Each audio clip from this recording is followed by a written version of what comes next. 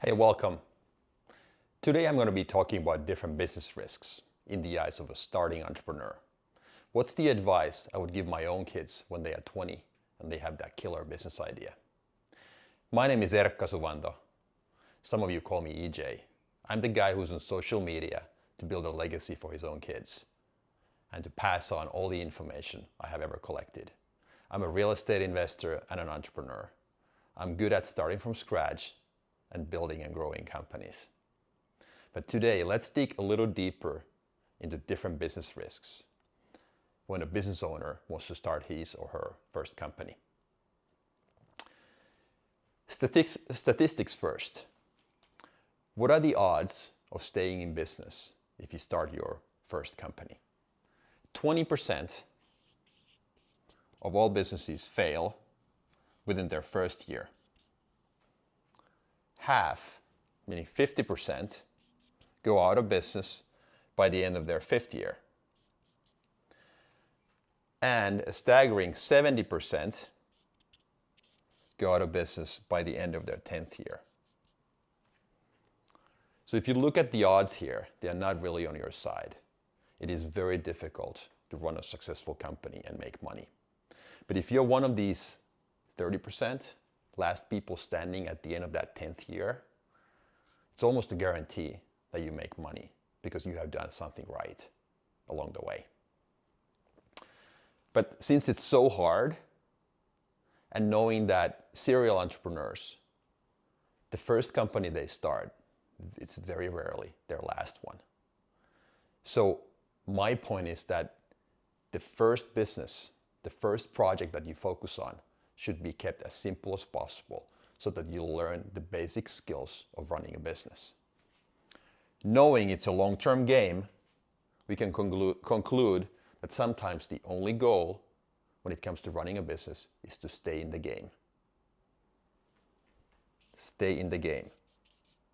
So how do we stay in the game then? Let's look at that on the next page.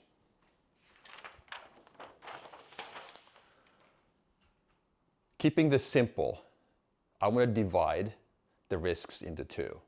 There's the risk of an idea, and then there's the execution risk. Okay? What's an idea risk? An idea risk could be a new piece of technology that has never been commercialized. Let's say I wanted to create a company that becomes a Facebook competitor or ultimately replaces Facebook as far as what they offer. That would be something that has not been commercialized before. The idea has not been tested in the marketplace by paying customers. So that's an idea risk. What's the opposite of that? Let's say I wanted to start a gardening company. I cut people's grass, mow their lawns. That has been tested. That idea is a proven idea. It's a completely different business, but there's always going to be demand for that. So starting that gardening service, I don't have to worry about the idea. All I need to worry about, and that is plenty, I promise you, all I need to worry about is the day-to-day, how to run that business, how to be the operator, marketing, hiring the right people, paying bills, knowing what to focus on, quality of my service, all of that. So that would be something that typically is more natural for a starting entrepreneur. Knowing that execution is something that every business, regardless of the complexity of the idea, has to face, is oftentimes already hard enough for a starting business owner. And business is like push-ups. So you can read 100 books about how to do push-ups, but those books don't come even close to that real life example when you go to the gym and start doing the exercises. In weightlifting, we always talk about time under the bar, how nothing can replace time under the bar. You just have to put the reps in, spend the time and the effort over the years to get good at your craft. Business is the exact same thing. You can go to business school, you're going to read plenty of books.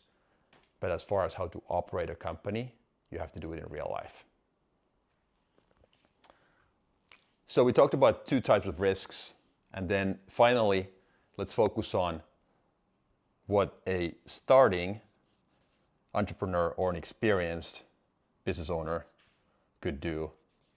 If you're just starting, kind of already talked about it. So my recommendation to my own kids would be to focus on something where the idea risk is eliminated.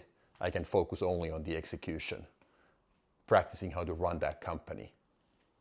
And obviously an experienced business owner could do either one, so one or two. So it all boils down to where you are.